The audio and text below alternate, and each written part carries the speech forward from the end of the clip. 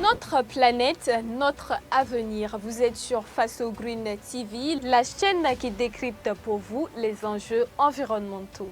De la forêt tropicale aux grandes plaines, en passant par nos villes, l'environnement est au cœur de nos préoccupations. Chez Faso Green TV, nous vous plongeons au cœur de l'actualité environnementale. L'agriculture, notre quotidien. Des terres fertiles aux assiettes, nous décryptons les enjeux de la sécurité alimentaire, les défis de l'agriculture durable et les innovations qui nourrissent le monde. L'eau, source de vie. De la goutte d'eau à l'océan, nous explorons les défis de l'accès à l'eau potable, la gestion des ressources en eau et les solutions pour préserver ce bien précieux. L'assainissement, un enjeu de santé publique. Nous vous montrons comment améliorer nos conditions de vie grâce à des pratiques d'assainissement durable. Nos journalistes sont sur le terrain pour vous apporter des reportages exclusifs, des interviews d'experts et des témoignages de ceux qui agissent pour un avenir plus vert. Alors, prêt à agir?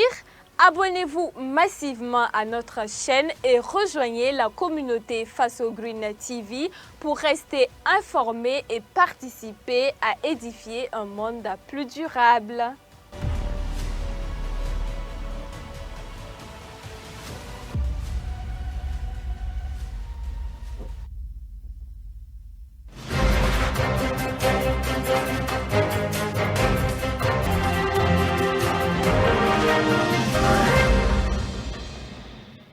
Chers téléspectateurs, bonsoir et bienvenue au journal sur Faso Green TV. Ravi de vous retrouver.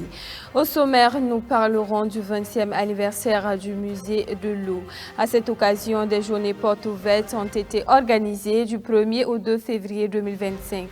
Permettre au public de tout savoir sur le patrimoine matériel et immatériel de l'eau, c'est l'objectif recherché à travers cette activité. Plus de détails dans un instant. Puis direction l'IPS, l'Institut Polytechnique Privé Shalom, où s'est tenue la cérémonie de présentation de vœux ce 1er février 2025. Une cérémonie qui a pour but de présenter les vœux aux parents et étudiants, présenter les acquis de l'université durant les années écoulées. Voici pour les titres de ce journal. Si vous venez de nous prendre en marche, n'oubliez pas de vous abonner. Je vous le disais, en titre pour célébrer son 20e anniversaire, le musée de l'eau a organisé des journées portes ouvertes du 1er au 2 février 2025. L'objectif était de permettre au public de tout savoir sur le patrimoine matériel et immatériel de l'eau, l'histoire de cette ressource et son importance dans la vie de l'homme. Des étudiants, journalistes et communicateurs, entre autres, ont saisi cette opportunité pour aller s'imprégner des mythes autour de l'eau. Rabiatou Ouedraogo et Mamadou Soirée pour vous en dire plus.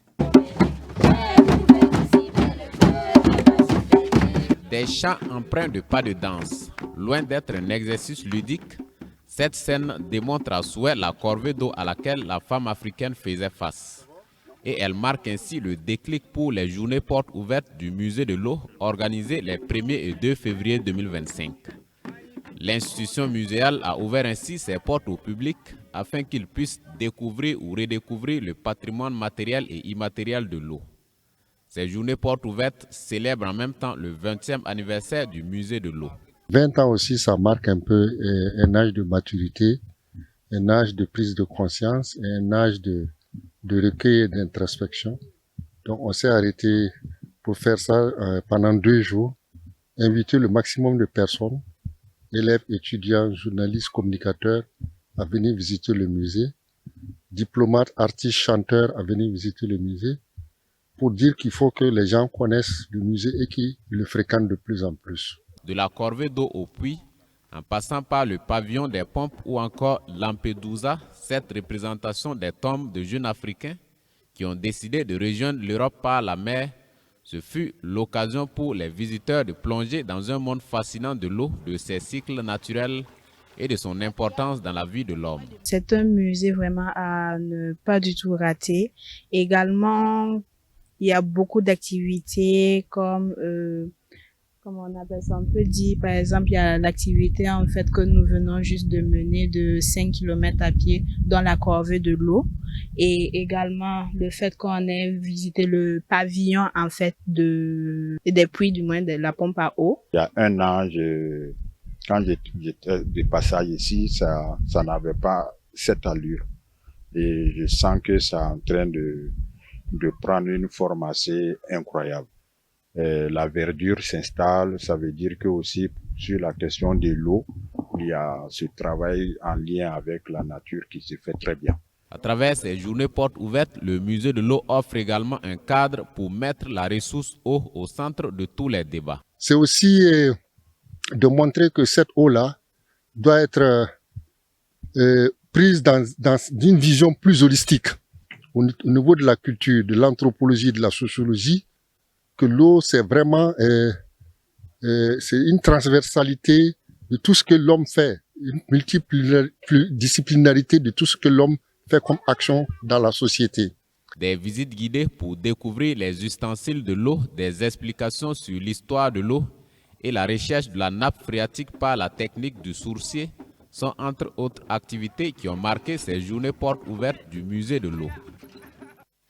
Pour la nouvelle année 2025, l'Institut Polytechnique IPS, un établissement d'enseignement supérieur, a organisé une cérémonie de présentation de vœux ce 1er février 2025.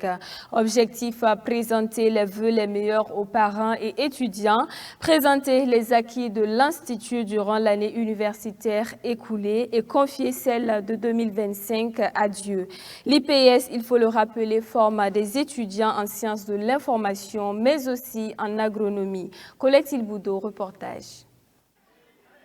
Difficile de se rendre à l'Institut Polytechnique privé Shalom sans admirer la réussite de ses cultures, de la salade ou encore du borombrou. Elles sont l'œuvre des étudiants en agronomie de cet institut qui forment entre autres des agronomes pour répondre aux besoins de la sécurité alimentaire au Burkina Faso. L'objectif est de former des spécialistes du domaine de l'agronomie, du génie rural, de l'hydraulique, mais aussi de futurs entrepreneurs dans l'agrobusiness. Au nom du Père et du Fils et du Saint-Esprit. Ce 1er février, étudiants en agronomie et en sciences de l'information, parents et tout le corps enseignant assistent à cette messe d'action de grâce, messe pour confier l'année universitaire 2025 à Dieu. L'occasion est aussi belle pour présenter les vœux du nouvel an. Cela permet de créer un cadre de festivité pour l'ensemble de la communauté de Shalom. On parle des étudiants, mais aussi on parle du corps professoral qui lui est très impliqué dans les activités parascolaires de l'Institut. Et aussi les parents d'étudiants, ce qui leur permet de mieux découvrir l'Institut et de mieux fraterniser aussi avec le corps enseignant ainsi qu'avec le corps organisationnel de l'Institut pour pouvoir mieux discuter des préoccupations et des défis de l'Institut en France. L'Institut Polytechnique privé Shalom est un établissement d'enseignement supérieur créé en 2010 par le mouvement Shalom Italie en collaboration avec sa représentation au Burkina Faso. L'Institut offre des formations dans plusieurs domaines, dont en sciences de l'information et de la communication, ou encore en agronomie, où les étudiants allient théorie et pratique. La pratique, on le fait sur le terrain, des fois dans d'autres localités. On nous montre déjà les B.A.B.A., les bases de l'agriculture. Et maintenant, comment quitter du produit brut, la matière première, à un produit fini avec une valeur extrêmement ajoutée. J'apprends beaucoup de choses. Je suis sûr qu'après ma licence, je pourrais vraiment impacter le domaine de l'agriculture dans mon pays et dans le monde entier. Professeur Serge Théophile Balima, président du conseil scientifique de l'Institut, partage son expérience à cette occasion en tant qu'ancien directeur général. Il félicite le corps enseignant pour le travail abattu. Et aux étudiants, il les invite à plus d'ardeur au travail. C'est de rester résilient, comme on le dit à l'heure actuelle. C'est savoir que, comme l'a dit tout à l'heure l'Évangile d'ailleurs, qui nous a invités à rester confiants malgré la tempête, vous devez aussi rester confiants dans l'avenir parce que seuls vos efforts et vos déterminations permettront de vaincre tous les obstacles, toutes les difficultés qui vont se présenter. Yvan Savadogo, à son tour, encourage l'ensemble du personnel de l'établissement et appelle à l'implication de tous pour les nouveaux défis. Cette cérémonie de présentation de vœux s'est soldée par des concours de danse et d'autres jeux ludiques. AKL Communication GRH s'est fixé pour objectif de révolutionner l'art oratoire au Burkina Faso. Une formation s'est tenue dans ce sens du 1er au 2 février 2025. Cette formation a été axée sur l'art de la prise de parole en public, les techniques de communication, la gestion des protocoles et des ressources humaines. Cette initiative vise à résoudre l'équation qui est que de nombreux jeunes issus de divers secteurs tels que l'environnement, l'agriculture ou la fonction publique rencontrent des difficultés à se démarquer sur le marché de l'emploi. Kokou Mieso vous en dit davantage. Le cabinet AKL Communication GRH souhaite révolutionner l'art oratoire au Burkina. Du 1er au 2 février 2025, une formation s'est tenue sur l'art oratoire, les techniques de prise de parole en public, la gestion des protocoles et des ressources humaines. Cette initiative vise à répondre à un constat de nombreux jeunes, qu'ils évoluent dans l'environnement, l'agriculture ou la fonction publique, ont des difficultés à se valoriser sur le marché de l'emploi. L'objectif de cette formation est de rehausser l'image en termes de communication. Lors des cérémonies, les prestations à ce niveau-là, c'est faible. Donc, nous avons vu que l'expérience que nous avons là, il faut transmettre ça à la jeune génération. Aujourd'hui, on voit des gens qui finissent carrément en art et communication dans les universités, mais à la fin, si on leur dit de tenir un discours, c'est tout un problème. On ne va pas continuer comme ça, alors qu'il y a la ressource. Il est essentiel que la situation ne perdure pas. C'est pourquoi AKL Communication GRH propose plusieurs thèmes de formation au cours de cet atelier. Lors des 2 jours, on va animer sur l'art oratoire, la prise de parole en public et aussi on va aborder quelques notions de la gestion des ressources humaines. Cette formation est très importante pour ces jeunes qui sont à leur début. Étudiants, fonctionnaires ou tout autre participant à cette formation soulignent l'importance de l'initiative dans toutes ses formes. Dans tous les domaines, il faut savoir s'exprimer et surtout lors des conférences que les ONG animent par rapport à la nutrition. Il faut savoir donner, guider les gens par rapport à cette nutrition-là. Et la communication, c'est la base de tout parce que tant que tu ne peux pas bien communiquer, les personnes ne pourront pas cerner le message que tu veux leur donner. Donc la communication ici, c'est la base. En tant qu'étudiante en communication, cette formation nous permettra de mieux cerner la notion de l'art oratoire et de mieux s'exprimer en public. C'est en filigrane sur les réseaux sociaux que j'ai vu la pub. Donc je me suis dit que ça pourrait être un plateau d'échange de formation. Voilà, à l'endroit de tout le monde. Hein. Donc moi, bien que ça soit un week-end, j'ai bondu sur l'affiche et puis voilà, je suis là. Et on voit que dans tous les domaines, il faut avoir l'art oratoire même de pouvoir parler en public. Parce que nous-mêmes, on voit qu'il y a certaines personnes en public, ils sont devant, mais ils n'arrivent pas à mieux s'exprimer. Maintenant, je pense que cette formation, ça nous donne des barrages nécessaires pour pouvoir s'exprimer en public. À l'issue de ces 2 jours de formation, les attentes des participants sont nombreuses. Comme je disais, le protocole jeune de la DGF, ce n'est pas simple.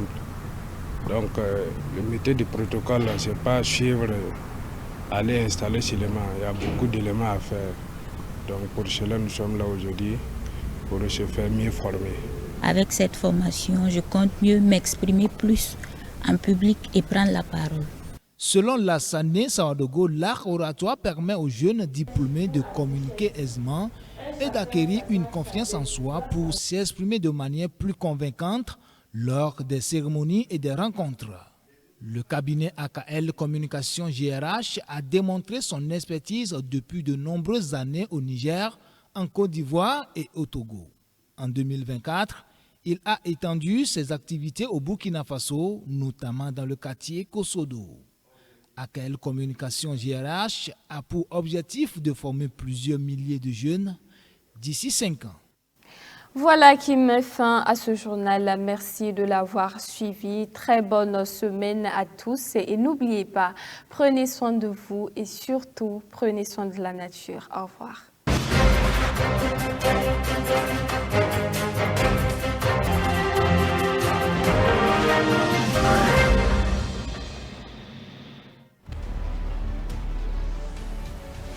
Notre planète, notre avenir. Vous êtes sur Faso Green TV, la chaîne qui décrypte pour vous les enjeux environnementaux. De la forêt tropicale aux grandes plaines, en passant par nos villes, l'environnement est au cœur de nos préoccupations. Chez Faso Green TV, nous vous plongeons au cœur de l'actualité environnementale. L'agriculture, notre quotidien. Des terres fertiles aux assiettes, nous décryptons les enjeux de la sécurité alimentaire, les défis de l'agriculture durable et les innovations qui nourrissent le monde. L'eau, source de vie. De la goutte d'eau à l'océan, nous explorons les défis de l'accès à l'eau potable, la gestion des ressources en eau et les solutions pour préserver ce bien précieux. L'assainissement, un enjeu de santé publique. Nous vous montrons comment améliorer nos conditions de vie grâce à des pratiques d'assainissement durable. Nos journalistes sont sur le terrain pour vous apporter des reportages exclusifs, des interviews d'experts et des témoignages de ceux qui agissent pour un avenir plus vert. Alors, prêt à agir? Abonnez-vous massivement à notre chaîne et rejoignez la communauté Faso Green TV pour rester informé et participer à édifier un monde plus durable.